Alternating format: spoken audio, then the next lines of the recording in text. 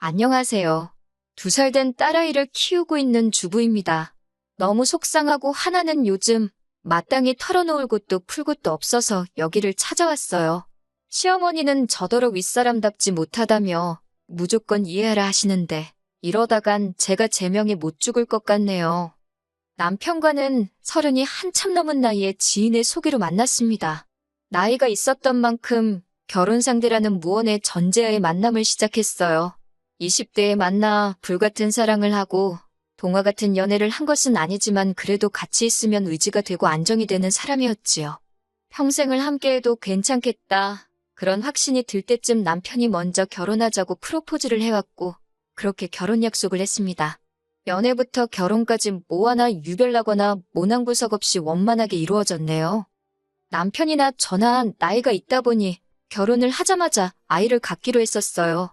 신혼을 즐기고 싶은 마음이 아예 없던 것은 아니지만 그런 여유를 부릴 상황이 아니었지요. 그런데 솔직히 금방 생길 줄 알았던 아이가 1년이 지나도록 생기질 않더군요. 몸에 좋다는 것도 챙겨 먹고 운동도 규칙적으로 하고 잠자리도 날짜에 맞춰서 했을 만큼 저희 선에서 할 수 있는 건 다 했던 것 같아요. 하지만 어쩐 일인지 도통 소식이 없대요. 속이 까맣게 타들어가는 것 같았지요. 결국 저와 남편은 상의 끝에 병원을 찾았습니다. 사실 저는 진작부터 병원에 가고 싶었는데 남편은 영 내켜하질 않았어요. 별다른 이유가 있는 것은 아니라면서 그냥 조금만 더 우리끼리 노력하면 생기지 않을까, 이번엔 생기지 않을까 그런 식으로 미루더군요. 그런 사람한테 계속 병원에 가자고 하는 게 왠지 자존심도 상하고 그래서 저도 남편이 하자는 대로 맞춰줬던 거지요. 아무튼 결국 결혼한 지 2년 만에 병원을 찾게 되었는데 그곳에서 저도 남편도 생각지 못한 소식을 듣게 되었습니다. 저희 2사람 다 문제가 있었더군요. 저는 저대로 자궁이 약했고 남편은 남편대로 정자수가 부족하답니다. 생각지도 못한 당혹스러운 이야기였고 저도 남편도 감히 서로를 탓할 수 없는 상황이었네요. 남편은 남편대로 자신에게, 저는 저대로 제 자신에게, 그리고 솔직히 잠깐이나마 서로가 서로를 원망하기도 했어요. 한 사람만이라도 정상이었다면 아이가 생기지 않았을까 하는 그런 아쉬움에서 나왔던 원망이었지요. 게다가 또 양가 어른들께는 뭐라고 말씀드려야 할지 머리가 지끈지끈 아파오더라고요. 결국 저희는 서로의 입장을 위해 상대에게도 문제가 있다는 이야기는 하지 않기로 했어요. 저는 친정부모님께 제가 문제가 있다고 말씀드렸고 남편은 시부모님께 자기가 문제가 있다고 얘기한 거지요. 그러면 적어도 사위며느리 탓은 안 하실 테니 가정의 평화가 유지되지 않겠냐는 저희 나름의 묘책이었네요. 그리고 이는 어느 정도 효과가 있었습니다. 친정에서는 저희 남편에게 미안해하셨고 시댁에서는 며느리인 저에게 미안해하셨거든요. 그렇다고 저희가 포기를 한 건 아니었어요. 병원에서도 아예 가능성이 없다고 한 건 아니니까 계속해서 노력을 했지요. 한편 저희가 한창 마음고생을 하던 그때 시댁에서 좋은 소식이 들려왔습니다. 남편에겐 6살 어린 이제 막 30대가 된 신우가 있었는데요. 그 신우가 결혼을 한다더군요. 좋게 말해서 천방지축이지. 솔직히 개차반이 따로 없다고 표현해도 될 만큼 예의없고 제멋대로인 신우가 결혼이라니. 게다가 제가 알기로는 신우는 대학 졸업 후 단 한 번도 자기 손으로 돈을 벌어본 적이 없었습니다.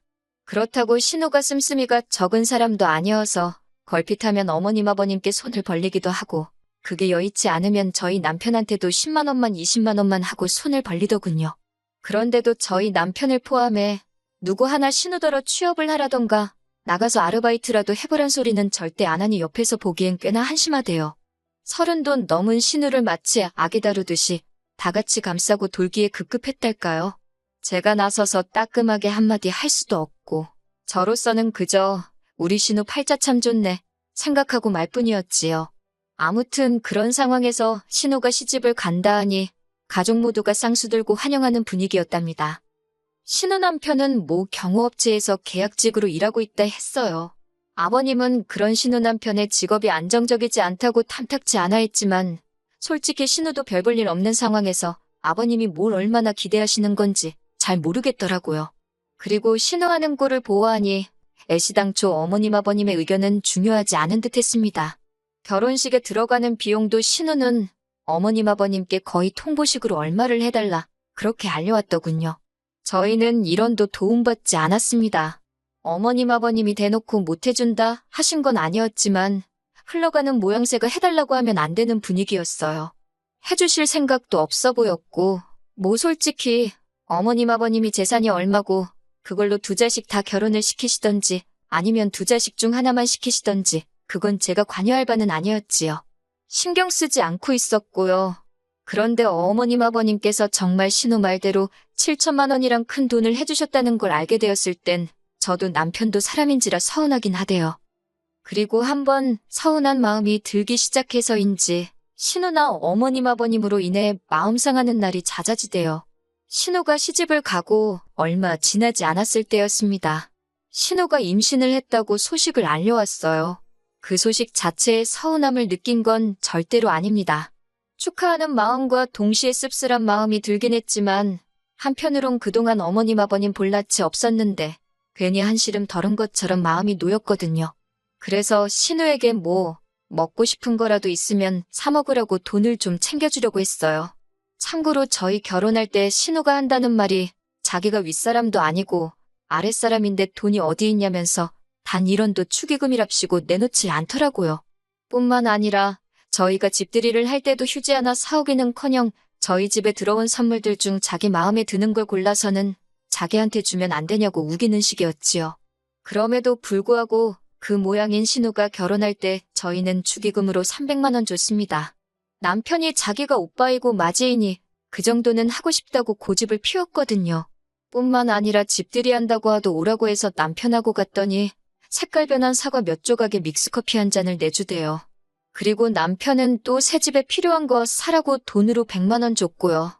그런데 이번엔 임신까지 거의 1년 동안 신우네로 거진 500만 원도 넘게 들어가게 생겼더군요.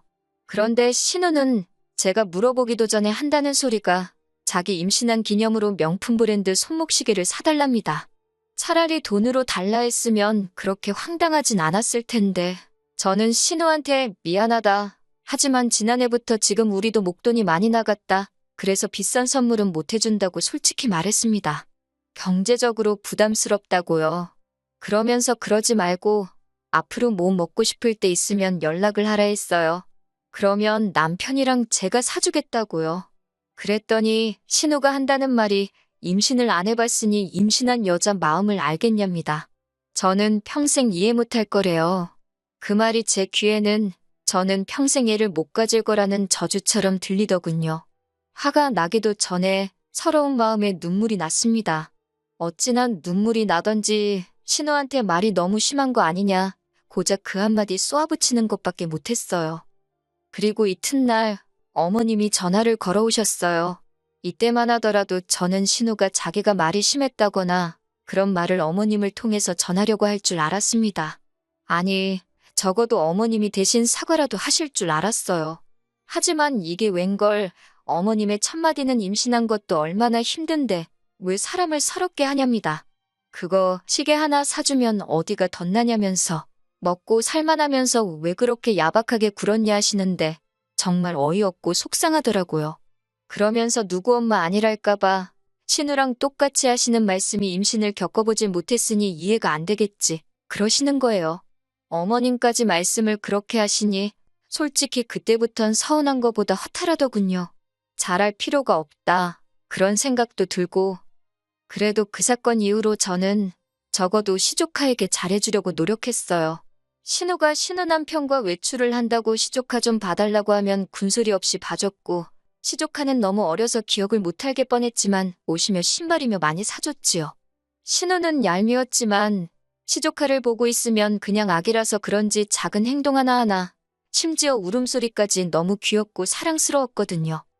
그렇게 3년이란 시간이 흘렀습니다. 그리고 그 사이에 저희 부부는 솔직히 많이 지쳤지요. 저는 그 사이 시험관 시술까지 시작했는데 시험관도 쉬운 일은 아니었어요. 처음 며칠 동안은 제 배에 제 손으로 주사를 놓는데 그게 그렇게 서럽더라고요. 그리고 남편도 보다 못하겠던지 1년만 해보고 안 되면 애 없이 살자대요. 애 없이 잘 사는 부부도 많다고요. 그런데 저희의 간절한 바람이 하늘에 닿았던 걸까요? 믿을 수 없는 기적 같은 일이 벌어졌지요. 그건 바로 저희 임신이었습니다. 솔직히 임신 테스터기에서 빨간 두 줄을 본 순간 저는 기뻐하기도 전에 내가 헛걸봤나, 지금 이 테스터기가 불량인가, 그런 생각부터 들대요. 그 정도로 믿을 수가 없었거든요. 그리고는 아침이 밝아오기가 무섭게 병원으로 향했지요. 병원으로 가는 차 안에서 남편과 저는 정말 말 한마디도 쉽게 나누지 못했을 정도로 긴장한 상태였습니다. 그리고 마침내 의사로부터 임신을 확인받은 순간 남편과 정말 병원에서 창피할 만큼 엉엉 울었네요. 저희는 바로 임신 소식을 주변에 알리진 않았어요. 물론 마음 같아선 당장이라도 동네방네 떠들고 다니고 싶었지만 임신을 하기 위해 노력하던 긴 세월 동안 얼마나 많은 기대와 실망을 반복해 느꼈는지 모릅니다. 그래서 그 감정을 또다시 느끼게 되진 않을지 너무 두려웠거든요. 하지만 이번엔 아무런 일도 없었습니다. 무탈하게 시간이 흘렀고 저는 조금 불러온 배를 보이며 양쪽 부모님들께 제 임신 소식을 알렸습니다. 친정 부모님은 그동안 당신들이 죄인 같은 심정이었다며 거의 오열을 하셨고 시부모님께서도 정말 기뻐하셨지요. 제가 임신을 확인한 이후로 저희 부부는 합의하에 가계재정 상황을 정비해 나가기 시작했습니다.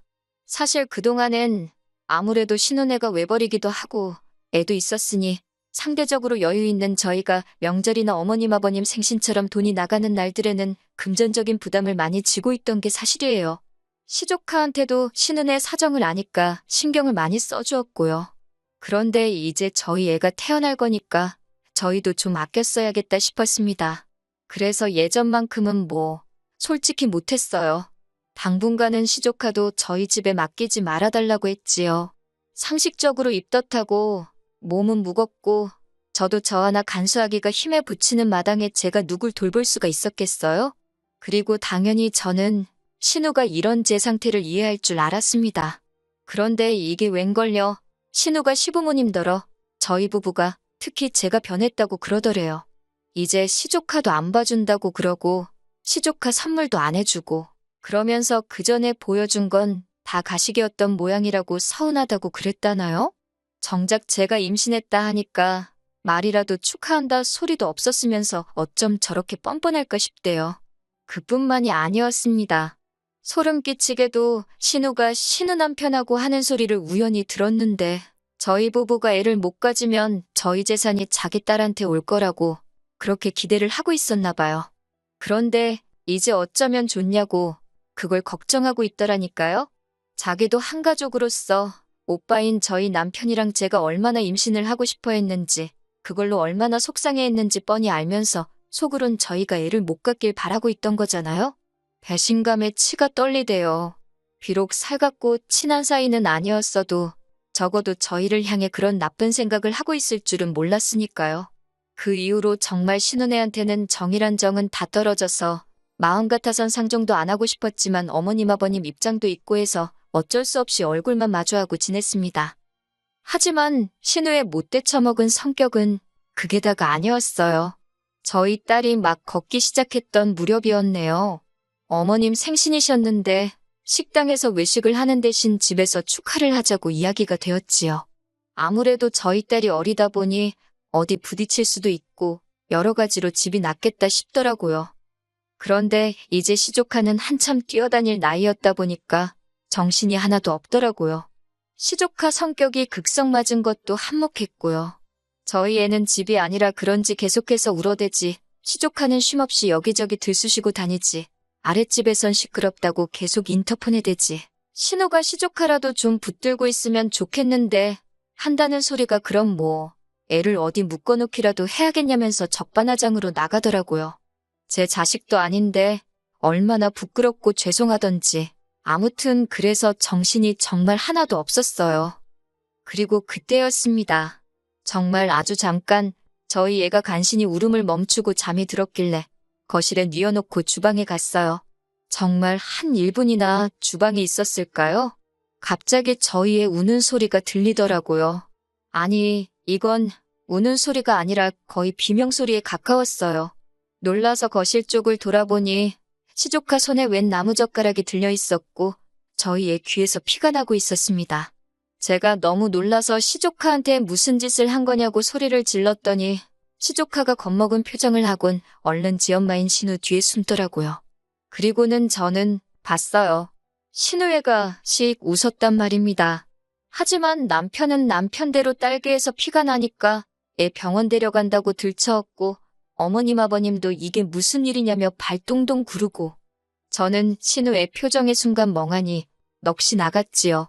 그런데 신우가 갑자기 한다는 소리가 생각해보니까 열받는답니다. 자기 애가 어리니까 뭘 모르고 그런 건데 막말로 저희 애가 죽기라도 했냐면서 왜 자기 애한테 소리를 지르냐고 애 놀란 거 안 보이냐면서 저더러 사과를 하래요. 순간 제 귀를 의심했습니다. 시조카가 내 애한테 해코지를 한 게 맞는데 어떻게 저런 소리를 하나 싶어서 신우를 쳐다봤어요. 그러자 신우가 또다시 뭘 그런 눈으로 쳐다보냐면서 자기가 틀린 말 했냐입니다. 그러자 남편이 저한테 지금 쟤랑 말 섞을 시간이 어딨냐며 빨리 가자고 하더니 신우한테는 입 닥치라면서 제정신이냐고 소리를 지르대요. 신우 남편은 시조카 챙기느라 급급했고 아무튼 일단은 저희 애부터 데리고 병원에 갔네요. 무슨 정신으로 간 건지도 모르겠어요. 병원에 도착하자마자 응급처치하고 사진 찍고 그래도 의사 말로는 다행히 깊이 쑤신 것 같지는 않고 피는 살이 긁혀서 나는 거라고 잘 소독해주고 하면 별 문제 없이 나을 거랍니다. 혹시 고막에 문제가 생기는 건 아닌지 걱정했는데 다행히 그럴 가능성은 희박하다고 해서 한숨 돌릴 수 있었지요. 그렇게 어느 정도 애가 안정을 되찾고 저희는 다시 시댁으로 가지 않고 그냥 저희 집으로 돌아왔습니다. 신우는 물론이고 그 상황에도 신우한테 말이라도 조용히 좀 하라 소리 한마디 안 하신 어머님 아버님 목소리도 듣기 싫어서 남편더러 전화드리라 했네요. 애는 괜찮을 거라 했지만 그날 일로 신우는 물론이고 그 집 식구들 전부한테 정이 툭 떨어졌달까요? 그리고 이튿날 아버님이 전화를 해오셨어요. 제가 안 받고 남편이 받았는데 듣기에는 남편이 상황 설명을 하면서 신우 때문에 짜증난다고 하는 것 같더라고요. 이후로 정확히 남편하고 아버님 사이에 어떤 대화가 오갔는진 모르겠습니다. 하지만 아버님이 시키신 건지 얼마 지나지 않아 이번엔 신우한테 전화가 걸려오대요. 그런데 뭐가 그렇게 억울하고 분한지 대뜸 고래고래 소리를 지르는 겁니다. 자기 애가 몇 살인지 아냐, 애가 아기가 있어서 그랬겠냐, 실수 좀 했다고 애한테 소리를 지르면 되냐, 네 애만 소중하냐, 아주 사람 속을 뒤집어 놓더라고요. 결국 듣다 못한 제가 나이도 어린 게 아주 귀여울라도 유분수지 한 번만 더 그따위로 짓거리면 쫓아가서 머리털을 다 잡아 뜯어 놓을 줄 알라 했어요. 그리고 시조카 데리고 어디 가서 검사라도 받아보라고 소름 끼친다고 해버렸지요. 그랬더니 신우도 어쩌고저쩌고 떠드는데 그냥 먼저 전화를 끊어버렸습니다. 저는 남편더러 어머님 아버님이 어쩔 수 없지만 네 동생하고 시조카는 다신 안 보고 살고 싶다 했어요. 볼 때마다 우리 딸 피 흘리는 귀가 생각날 것 같아서 싫다고요. 남편도 대번에 이해한다면서 그러라 하대요. 자기도 신우 때문에 열받고 분통 터진다면서 그리고 여기서 끝났으면 제가 이렇게 글까지 쓰지는 않았을 거예요. 그런데 몇 시간 지나지 않아 이번엔 어머님까지 전화를 걸어왔습니다. 먼저 저희 애는 어떤지 물으시면서 아버님께 듣기는 하셨다며 그래도 어쨌든 낫는 거 아니냐 다행이다 하시대요. 그러더니 하시는 말씀이 그쯤 했으면 됐다고 이제 적당히 넘어가랍니다. 저희 애야 어려서 기억을 못할 테지만 시조카는 이제 제법 커서 지금 저희가 자기한테 소리 지르고 한걸 커서도 기억할지도 모른다고 이제라도 가서 달래주고 하라는 거예요. 그러면서 시조카가 어려서 장난이 심했던 건데 고작 그런 일로 어른들 사이가 틀어져서야 되겠냐고 저희더러 윗사람답게 너그러이 품어주라나요. 먼저 전화해서 신우더러 너도 놀랐겠다. 미안하다. 우리 잘 지내보자 하라고요. 시자는 시자라더니 역시 어머님도 별 수 없구나 싶대요. 저는 어머님께도 그런 소리 하실 거면 연락하지 마시라 했습니다.